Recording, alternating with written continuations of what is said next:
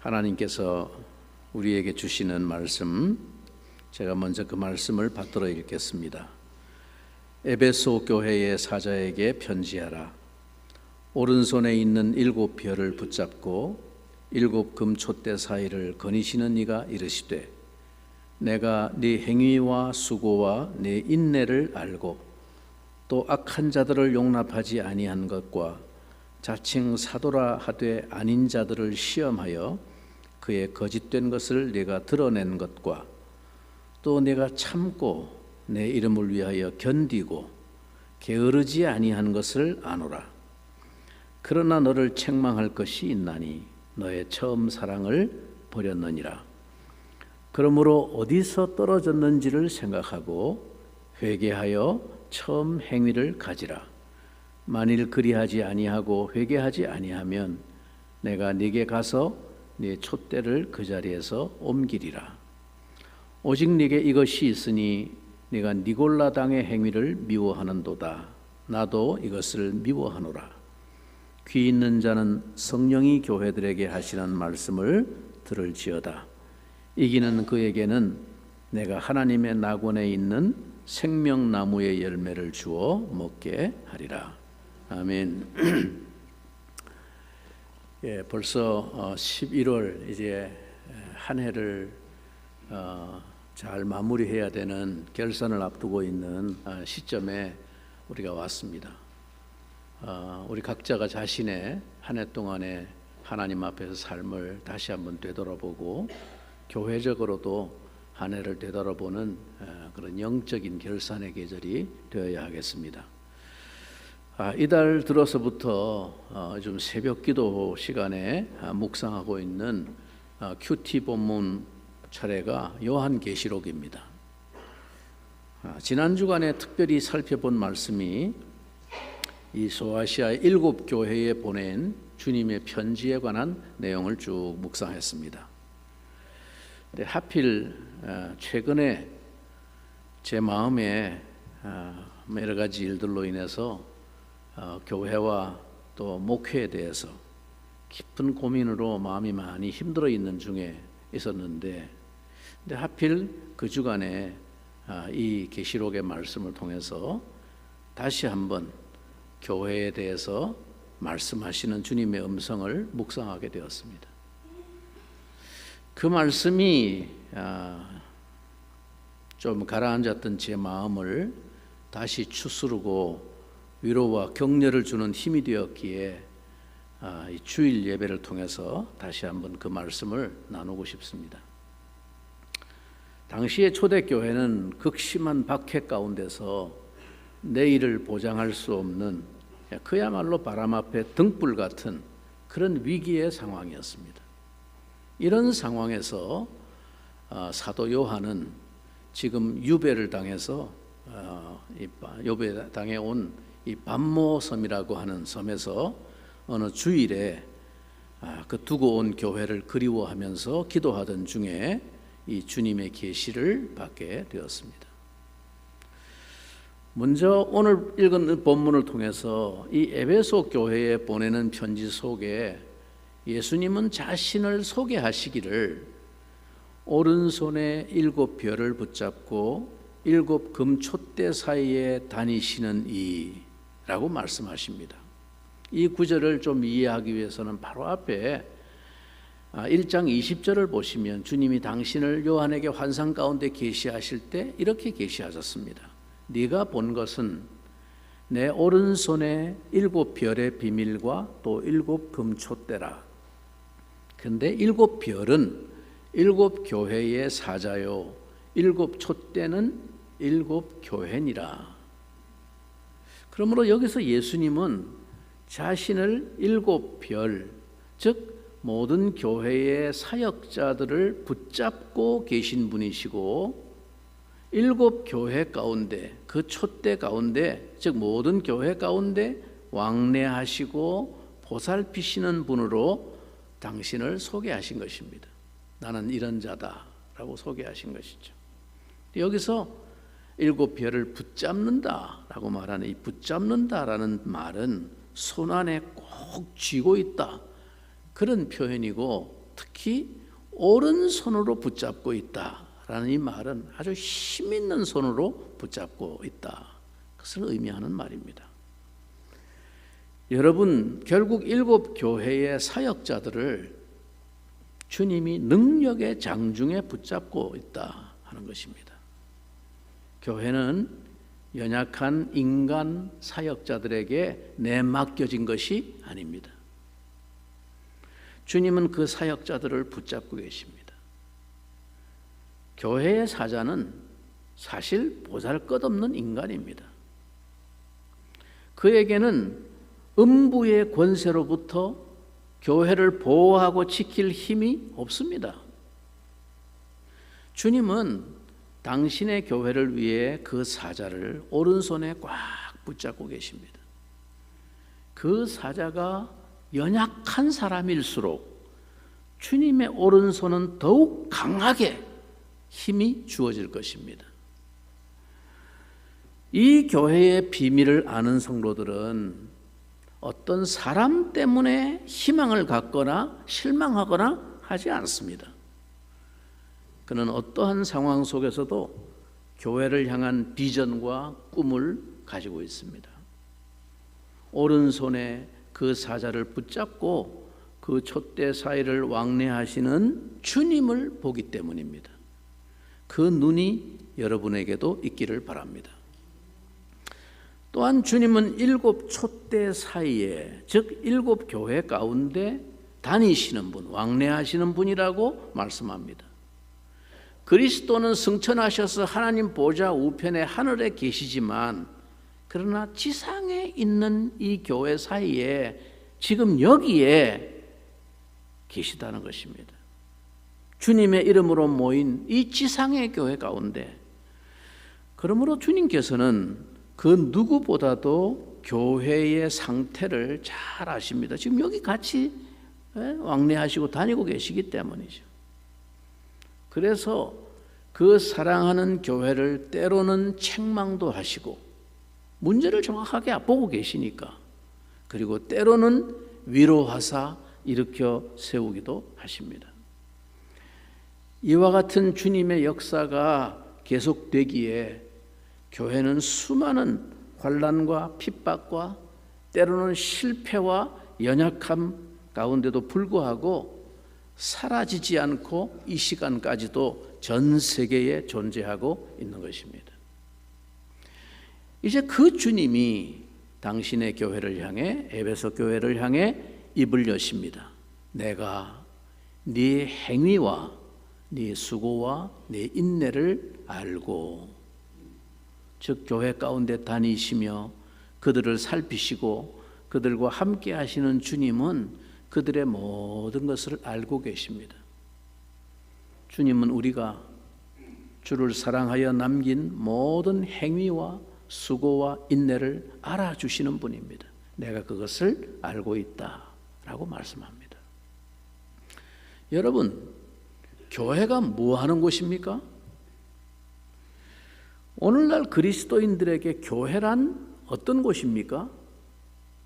오늘 그리스도인들은 모두들 교회를 통해서 자기가 누릴 수 있는 것들이 무엇이 있는지에 대해서만 관심이 있습니다.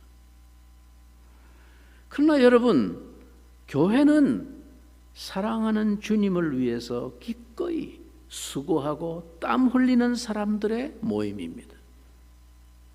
주님을 사랑하는 사람은 구체적으로 주님을 위해 땀을 흘리고 수고를 기쁘게 감당하는 자들입니다. 주님 때문에 참고 견디는 것이 많은 사람입니다.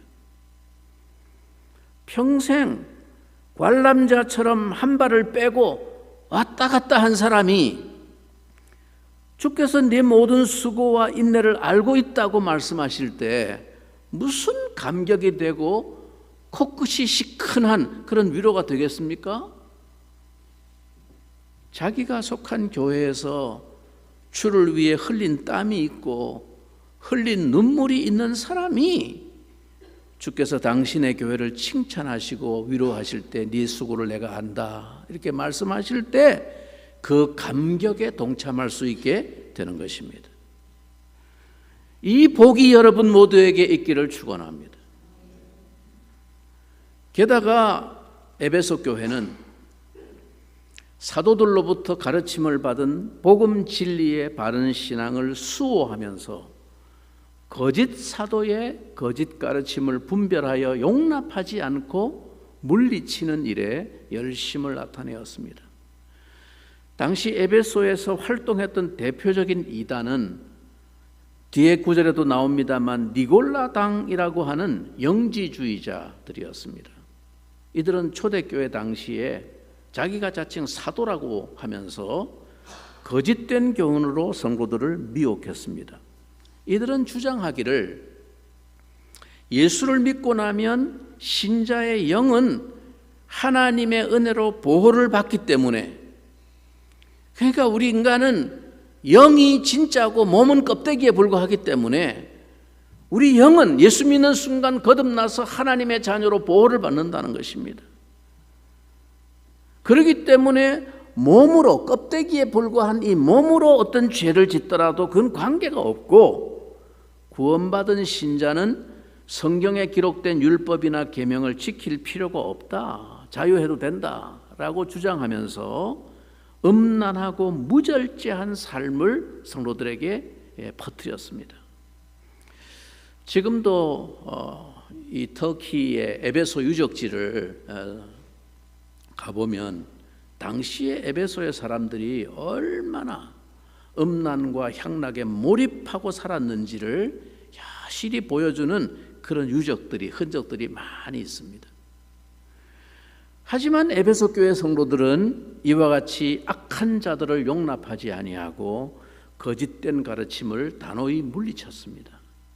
주님은 이러한 에베소 교회의 바른 진리의 신앙에 대해서 아낌없이 칭찬하고 계시는 것입니다.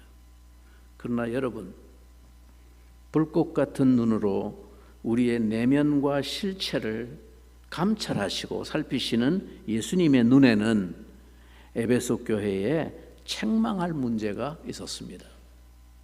이것은 가벼이 넘길 수 있는 정도의 작은 문제, 옥의 티 정도의 문제가 아니고 교회의 생사가 걸린 문제였습니다. 그래서 주님은 만약에 그 문제를 해결하지 않는다면 촛대를 옮겨버리시겠다고 경고하실 정도였습니다. 그렇다면 이 에베소 교회에 대한 주님의 책망이 무엇입니까? 4절에 나옵니다. 그러나 너를 책망할 것이 있나니 너의 처음 사랑을 버렸느니라. 오늘 이 말씀에 대해서 우리는 좀 진지한 묵상이 필요합니다. 많이 들은 말입니다. 진지하게 한번 생각해 봐야 합니다. 처음 사랑을 버렸다는 말이 무슨 뜻이며 또 처음 사랑을 잃게 된 이유는 무엇일까요? 주님은 그들이 주님을 사랑하여 지금까지 수고해왔던 모든 행위를 알고 있다고 말씀하십니다. 그리고 그 행위들에 대해서 칭찬하시고 있습니다. 그런데 문제는 지금 그들이 그 처음만큼 사랑하지를 않고 있다는 것입니다. 그 처음 그렇게 수고를 마다하지 않고 행해왔던, 주님을 사랑하기 때문에 행해왔던 그 행위들을 잃어버리고 있다라는 것입니다. 사람은 온전치를 못합니다. 그래서 늘 한 가지 잘하는 것, 장점이 있으면 또 그것 때문에 잃기 쉬운 단점이 있습니다. 거짓과 악에 대해서 대항하고 경계하고 그것을 가려내기 위해서 신경을 곤두세우다 보면 나도 모르게 그것이 습관이 되어버리는 그런 경우를 우리가 자주 경험합니다. 이것이 비판의 영성이 가지게 되는 함정입니다. 우리 그런 말 흔히 듣지요. 괴물과 싸우다 보니까 자기도 어느새 괴물이 되었다. 그렇게 씁쓸하게 고백하는 말들을 우리가 종종 듣지 않습니까? 거짓과 악에 대해 속지 않고 분별력을 가지고 그것을 가려내며 신앙의 순결을 지켜나가려고 경계하고 싸우다 보니까 나도 모르게 늘 다른 사람을 쉽게 받아들이지 못하고 있는 모습 그대로 단순하게 생각하지를 않고 항상 이면을 생각하고 경계하는 습관이 형성될 수 있습니다. 저거 의도가 있는 거 아닐까? 이렇게. 그래서 우리가 교회 생활의 경험이 매우 중요합니다. 어떤 교회에서 신앙생활을 했느냐? 매우 중요합니다. 잘못된 교회에서 그릇된 모습을 많이 보고 그것 때문에 싸우고 시달린 경험을 많이 가진 교인들은 어디를 가나 어느새 자기도 모르게 그 사람의 신앙의 성향과 체질이 그렇게 늘 비판적이고 실수와 허물에 대해서 관용적이지 못한 경우를 많이 보게 됩니다. 부정적으로 각인된 그 경험 때문에 그와 비슷한 모양 하나만 보아도 그걸 그냥 쉽게 속단하고 비판하게 됩니다. 그래서 점점 갈수록 사람에 대한 편견과 선입견과 고정관념이 쌓여갑니다. 여러분, 성경은 우리에게 너희가 차라리 속는 것이 낫지 아니하냐라고 권고하고 있습니다. 고린도전서 6장 7절에 그 분란이 많았던 교회를 향해서 사도 바울이 권고한 말씀입니다. 너희가 차라리 속는 것이 낫지 않냐. 무슨 말입니까? 사랑을 잃는 것보다는 차라리 내가 한 번 더 속는 것이 주님을 닮은 제자들의 모습이요, 그것이 더 고귀한 가치라고 말씀하는 것입니다. 처음 사랑을 잃어버리게 되는 요인은 여러 가지가 있을 수 있습니다. 우선 우리가 생각해 볼 수 있는 이유 가운데 하나는 희망의 상실입니다. 꿈의 상실입니다. 여러분, 그들은 분명히 주님을 향한 사랑과 열심이 있었던 교회였습니다. 주님께서 그들의 행위와 그 동기를 다 칭찬해 주셨습니다. 그들은 주님을 위해서 참고 견디고 인내했습니다. 그러나 시간이 흐르면서 그들의 상황은 조금도 개선될 기미가 보이지 않았습니다. 그들이 존경하고 믿고 따르던 마지막 한 사람 남은 이 사도 요한마저 이미 다른 사도들은 다 순교당하고 없습니다. 마지막으로 한 사람, 12사도 중에 한 사람 남았는데 그 사도 요한마저 체포되어서 생사를 기약할 수 없는 섬에 유배를 당했습니다. 이런 상황이 오래되면서 어쩌면 그들의 마음이 점차로 지치고 비전을, 희망을 잃게 되었을지 모릅니다. 당시는 종말론적인 사상이 팽배하였습니다. 주님이 곧 오신다. 그러나 그리스도의 재림이 생각만큼 빨리 오시지 않고 지체되면서 주님께 대해서 처음 가졌던 그 감격을 점점 잃어버린 것입니다. 이 같은 현상은 오늘 우리에게도 발견됩니다. 나의 체험 때문에 처음에는 뜨겁게 하나님을 사랑하지만 점차로 그것을 잊는 것입니다. 여러분, 우리의 모습은 어떠합니까? 주님을 향한 우리의 사랑, 형제 자매들을 향한 우리의 사랑이 꾸준히 계속되고 있습니까? 우리의 수고와 인내가 점점 그 힘을 잃고 있지는 않습니까? 오늘 주님의 말씀에 의하면 이와 같은 성도와 교회는 매우 위험한 상태에 있는 것입니다. 그런데 주님은 이러한 문제만 정확하게 진단하실 뿐만 아니라 이 문제를 극복할 수 있는 해결책을 제시하십니다. 5절 전반부를 보십시오. 그러므로 어디서 떨어졌는지를 생각하고 회개하여 처음 행위를 가지라. 우선 처음 사랑을 내가 어디서부터 잃어버렸는가 하는 것을 생각해야 합니다. 되짚어 봐야 한다는 것입니다.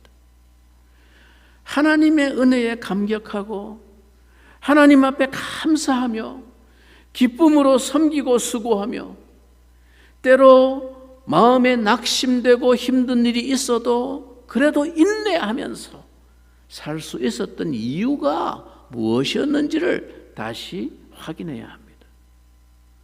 그러고 나서 우리가 처음 받은 은혜, 사랑의 원점으로 돌아가야 합니다.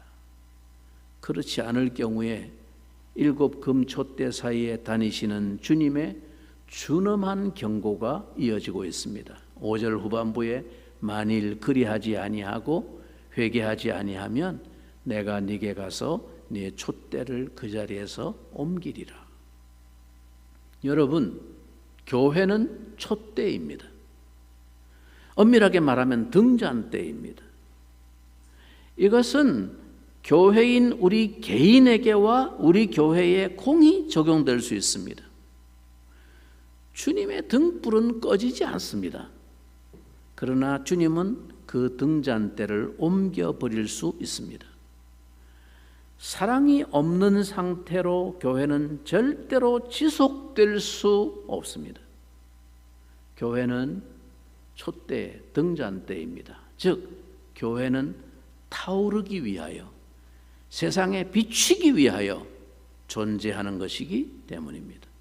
그런데 더 이상 비칠 것이 없고 타오를 것이 없다면 그곳은 교회로서의 존재 이유와 가치를 상실한 것입니다. 교회가 교회의 본질을 잃어버리게 될 때 주님은 그 교회를 심판하시겠다고 경고하고 있습니다. 처음 사랑을 버렸다라는 4절의 말씀과 처음 행위를 가지라라는 5절의 말씀이 서로 의미상으로 연결되고 있습니다. 즉, 사랑이 곧 행위입니다. 사랑은 입으로만, 말로만 하는 것이 아니고 행위로 증명되고 나타나는 것이기 때문이죠. 사랑은 수고하는 행위입니다. 사랑은 수고로 표현되고 입증되는 것입니다. 사랑은 그냥 좋아하는 감정 그 자체가 아닙니다. 사랑은 수고하는 것입니다. 기꺼이 수고하게 만드는 힘, 그것이 사랑입니다.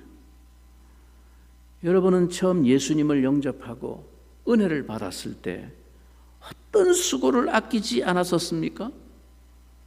그런데 이제는 그 수고가 더 이상 기쁨이 되지 못하고 다만 힘들고 귀찮은 일이 되어버렸습니까?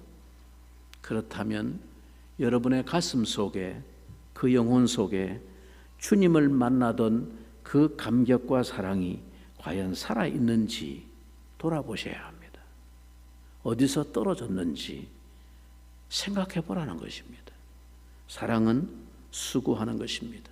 기쁨으로 수고하는 것입니다. 그게 없으면 사랑을 잃어버린 것입니다. 여러분은 교회에서 지체들과 함께 나누던 그 처음 사랑을 기억하십니까? 저는 여러분들이 종종 이야기하는 것을 듣습니다. 전에는 우리 교회가 평일에도 늘 북적북적대고 그저 무슨 조그만 일이라도 일만 있으면 잘 모이고 막 열심이었는데 그 열심이 요즘은 다 식어버린 것 같다고 안타까워하시는 이야기들을 듣습니다.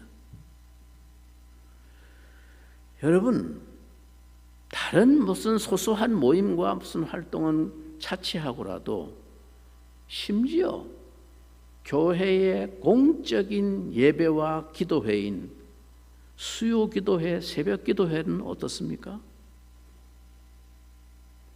우리 교인의 90% 이상이 무관심합니다.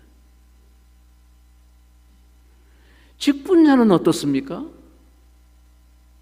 직분자 여러분, 여러분이 직분을 받으실 때, 임직하실 때 하나님 앞에 뭐라고 서약하셨습니까? 서약을 하고 맹세를 하고 직분을 받았습니다. 어떻게 해요?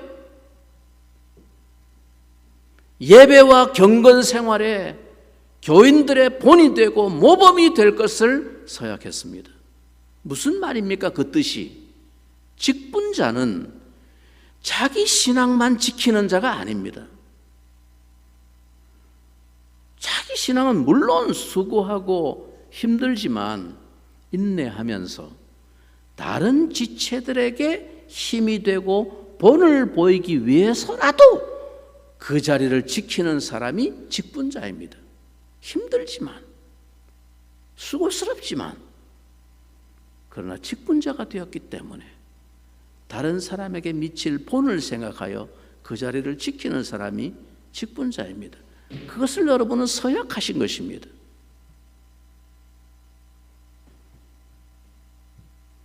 오늘 바로 그런 상태에 있는 우리를 향해서 주님이 말씀합니다. 회개하여 처음 행위를 가지라. 오늘 이 5절 말씀을 새 번역이나 공동 번역에 보면 이렇게 번역했습니다. 처음에 하던 일들을 다시 하라. 그렇게 되어 있습니다. 여러분, 다시 시작하시기를 주님의 이름으로 부탁드립니다. 사람들은 교회에 대해서 말하기를 좋아합니다. 교회가 사랑이 식었다고 말합니다. 이 교회는 사랑이 없다, 그렇게 말합니다. 그러나 여러분, 교회는 무엇입니까? 여러분이 말하는 그 교회는 바로 여러분 자신 한 사람 한 사람들로 이루어져 있습니다. 그 사랑이 없다고 말하는 교회가 나와 상관이 없는 남의 나라입니까? 교회에 대해서 말하면서 남 이야기하듯 말하는 그 버릇을 고쳐야 합니다. 말부터 우리가 의식적으로 바꿔야 합니다. 물론 교회 안에는 오래된 분들이 있고 조금 덜 오래된 분들이 있고 또 나온 지 얼마 안 된 분들이 있습니다. 교회에 대해서 느끼는 친밀감이나 정서가 당연히 차이가 있을 수 있습니다. 그러나 우리 교회에 등록하여 한 식구가 이미 되고 그리고 이미 수년이 지나서 심지어 직분자로 임직까지 받고서도 아직도 버릇처럼 교회에 대해서 말할 때 우리 교회라는 말이 안 나오고 이 교회는, 이 성약교회는, 이런 말이 나오는 분들은 그 말부터 바꿔야 합니다. 우리 교회, 우리 목사님, 우리 교인. 여러분, 말은 마음의 표현입니다. 이 교회는 이상해. 이 교회는 이런 게 문제야. 성약교회는 이런 게 안 돼 있어. 이렇게 말하면 자기는 그 속에 안 들어있는 남이 되는 것입니다. 그러니 무슨 정이 생기겠습니까? 적응이 안 된다고요? 마음이 바깥에 떨어져 있는데 무슨 적응이 되겠습니까? 내가 어디서 떨어져 있는지 돌아봐야 합니다. 물론 먼저 된 교인들이 더 사랑과 친절과 겸손으로 적극적으로 교제의 문을 열어야 할 책임이 큰 것은 두말할 필요도 없이 책임이 큽니다. 예, 책임이 큽니다. 그러나 수년이 지나도 늘 여전히 지나가는 외인처럼 교회의 부족함을 불평만 하고 비판만 하고 지적만 한다면 먼저 그 자신이 교만에 사로잡혀 있는 것입니다. 늘 자신의 지나온 신앙의 경력과 교회의 경험을 가지고 비교하고 불평하면서 은근히 지금의 이 교회를 평가하듯이 그런 태도를 가지면 누가 그의 말을 애정 어린 권면이나 조언이라고 받아들이겠습니까? 결국 보이지 않는 거리와 간격을 극복하지 못하고 떨어져 나가버립니다. 여러분, 오늘 말씀의 중심을 오해하지 말고 잘 새겨보시기 바랍니다. 비진리의 교회는 단호한 비판과 결별이 필요하지만 부족한 교회는 목숨을 바치는 사랑과 헌신이 필요합니다. 다시 한번 말합니다. 비진리의 교회는 단호한 비판과 결별이 필요하지만 부족한 교회는 목숨을 바치는 사랑과 헌신이 필요합니다.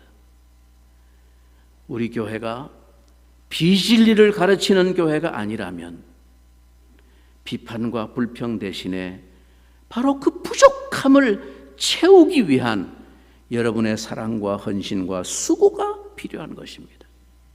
그것이 교회의 머리이신 주님께서 여러분 각자를 우리 교회의 지체로 부르신 뜻입니다. 정말로 주님을 향한 그 첫사랑을 간직하고 있다면 말입니다. 주님이 피 흘려 세우신 그의 몸이신 교회를 사랑하고 자기를 희생하는 그것이 주님을 사랑하는 진정성입니다. 정말 크고 성숙한 믿음은 이러한 겸손과 인내와 희생과 섬김으로 증명되는 것입니다. 소속감과 적응은 그 속에 한 지체로 들어있을 때 오랜 시간과 수고와 인내와 함께 점점 깊어져 가는 것입니다. 우리가 언제나 교회에 대한 교훈이나 메시지를 들을 때 조심해야 할 것이 이것입니다. 여러분이 말하는 그 교회는 바로 여러분 자신 한 사람 한 사람들로 이루어져 있습니다. 각 지체가 서로 상합하고 연락하여 한 몸을 이루어가는 것이 주님의 교회라고 성경은 말씀합니다. 여러분, 교회가 어떻다고 말할 것이 아니라 내가 어디서 떨어졌는지를 생각해야 하는 것입니다. 내가 회개해야 할 것이 무엇인지를 살펴야 하는 것입니다.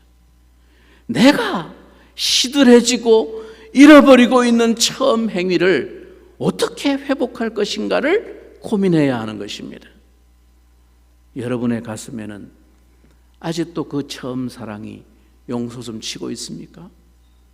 그 처음 수고와 열심과 행위들이 여전히 기쁘게 나타나고 있습니까? 그 사랑의 수고를 아직도 기쁘게 감당하고 있습니까? 주님은 오늘 이 에베소 교회를 향해서 말씀하시는 초점이 뭡니까? 주님은 무엇이 너희들에게 그 사랑을 쉽게 만들었느냐라고 묻고 있는 게 아닙니다. 누가 너희들에게서 그 처음 행위를 시들해지게 만들었느냐를 묻고 있는 것이 아닙니다. 즉, 자꾸만 원인을 다른 곳에서 찾지 말고 다른 사람이나 환경 탓을 하지 말라는 것이죠. 다만 내가 어디서 떨어졌는지를 생각해 보라고 말씀하십니다. 그 떨어진 은혜의 원천을 돌아보라는 것입니다. 그리고 회개하라고 말합니다. 회개하여 처음 행위를 다시 회복하라고 말씀합니다. 오늘 이 주님의 애정 어린 책망의 말씀을 듣고 회개하여 그 처음 사랑의 열심을 회복하는 자들에게 주님은 놀라운 약속을 해 주셨습니다. 마지막 7절입니다. 귀 있는 자는 성령이 교회들에게 하시는 말씀을 들을지어다. 지금 이 말이 누가 하는 말이라고요? 성령께서 교회를 향해서 하시는 말씀입니다. 이기는 그에게는 내가 하나님의 낙원에 있는 생명나무의 열매를 주어 먹게 하리라. 성도 여러분, 이것은 결코 작은 약속이 아닙니다. 주님의 말씀을 듣고 끝까지 인내하며 신앙의 싸움을 싸우는 자에게 이 축복을 주시겠다고 주님은 약속하십니다. 오늘 우리는 어떻습니까? 주님을 향해서 아낌없이 바쳤던 그 처음 사랑, 그 사랑 때문에 형제와 자매를 향해서 피보다 더 진한 사랑을 나누며 쏟아부었던 그 모든 사랑과 수고, 만일 이 사랑이 우리에게 식어졌다면 다시금 우리 자신을 돌아보십시다. 그리고 회개하여 처음 사랑을 회복하십시다. 우리에게 자꾸 열심을 잃게 만드는 사탄과의 영적인 싸움에서 지지 말고 주님 앞에 설 때까지 선한 싸움을 싸워 가십시다. 그리하면 우리는 지상의 낙원이 아닌 천상의 낙원, 곧 하나님의 낙원에 있는 생명나무의 과실을 먹는 축복을 누리게 될 것입니다. 주님께서는 이 시간에도 우리에게 말씀하십니다. 귀 있는 자들은 성령이 교회들에게 하시는 말씀을 들을지어다. 아멘. 우리 함께 한번 기도하겠습니다. 오늘 우리 자신의 위치를, 자리를, 현 주소를 한번 돌아보면서 성령께서 나를 향해서, 교회를 향해서 말씀하시는 그 음성 앞에 하나님 생각해보게 해주시고 돌이키게 해주시고 회복하도록 하나님 도와주시옵소서. 우리 같이 한번 잠시 동성으로 기도하겠습니다. 자비로우신 주 하나님, 우리 아버지